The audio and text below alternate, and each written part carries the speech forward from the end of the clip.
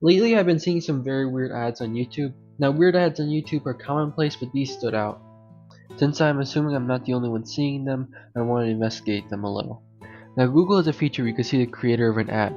When you do that for these ads, you get a bunch of random companies across the world, and it says that they're not verified.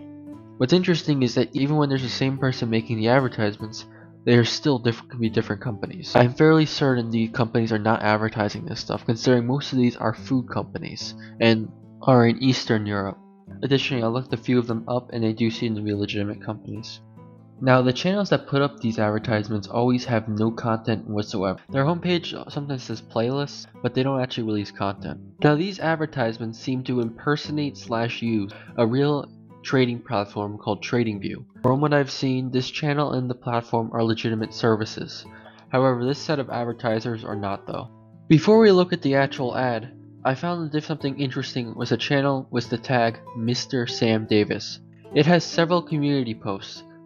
Two of these seem to be talking about a video which is no longer available. However, two of these posts are in Hindi. One which advertises a short, which is uploaded on the same channel, the other is just a pull. Additionally, if we do an unlisted search, we can find this channel released a lot of videos in Hindi in the past. I'm going to assume that since this channel was in Hindi, it was an Indian channel. This leaves two options. Either one, this channel was a moderately large Indian channel that was bought, or the creators of the channel are from India. Unfortunately, the Internet Archive has only archived these channels recently. This means that the channels probably weren't significant enough to be archived, and the subscriber count has grown through botting. Additional detail that I noticed that was interesting is that when you viewed this video in your watch history, it lists the username as Leganatorcraft. When you search Leganatorcraft, it shows a Russian YouTube channel. When you click on this, it links to the original Sam Davis channel. I don't know for sure, but I assume this is because the channel was previously named Leganatorcraft. Let's go into one of the ads now. The channel that made the ad we're mainly going to be focusing on is Sam Davis. As you may have expected, the comments are very suspicious. A lot of comments sound AI or are duplicated across advertisements. Let's start the video. Just imagine having a personal analyst available to you 24/7, an assistant who understands the crypto market and the entire financial market better than any human ever could. They spot trends, they predict opportunities, they give you the edge you need to stay ahead. While I'm not anywhere near an expert on deepfakes, I don't think a video with high quality camera equipment would be this choppy. The ad goes on for another 2 minutes with the general gist being that he's talking about the benefits of TradingView and AIs related to the stock market. TradingView is a legitimate product, but I have no idea whether his claims are accurate since I don't use that product. However, I think it's worth saying that AIs cannot predict the stock market to a degree to which this individual claims. At the 1 minute and 49 seconds mark, he finally goes into how to install this AI-powered TradingView. First of all, you need to install TradingView from the official website on your computer. I'll put the link in the description, it's free. After you install, you need to enable the AI indicators as they're still in beta. We'll need to switch to beta mode using our computer's command line. It's not difficult, just open the command line, press Win+R, type command, and press enter. You can also find command prompt by searching for it in the start menu. Then paste the special update code from the official TradingView developers repository, which I'll also leave in the description below. Having to run a command in terminal to change an app like this already seems pretty weird, but let's check out the command. The first thing to notice is that it starts with PowerShell command, so this is essentially telling terminal that it needs to run this with PowerShell. Next, it sets a variable called version to the string 3_1_7 dev. Next, it sets another variable update to the concatenation of charts/beta dot and app. Using a concatenation like this, it's able to avoid detection as a link.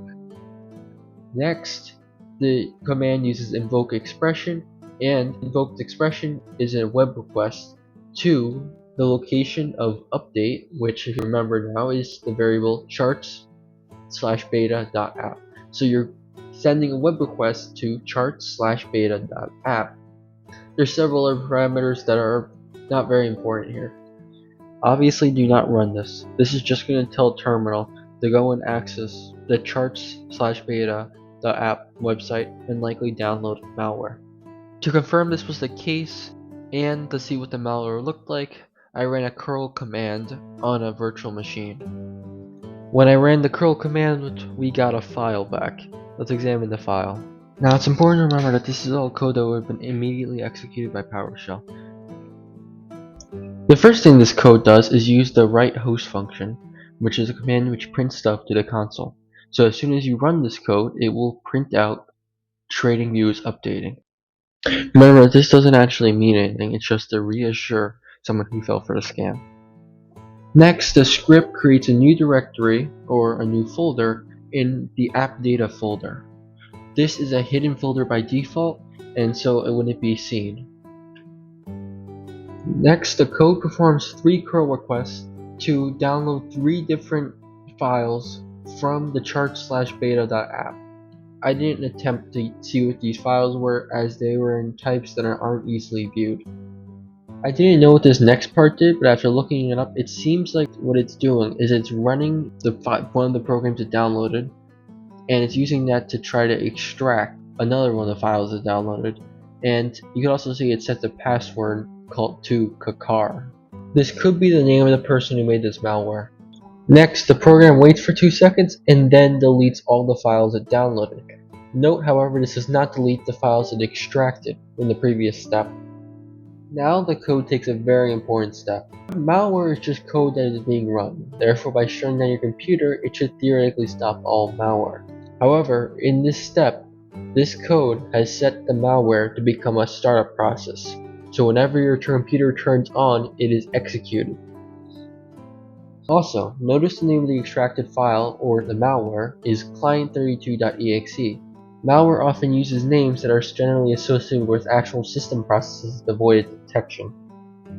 After another 2-second wait, the real damage starts to happen. It first gets some data about your computer and stores it in some variables. This is immediate preparation for the next step. Next, the code searches for wallets on the victim's computer. It uses known or common wallet names and searches in the app data folder. It records the wallets it finds. Next, it gets the recorded wallets and sends it back to the server, specifically through a post request. And then finally, it tells the victim that beta access is currently limited and they should try again next week.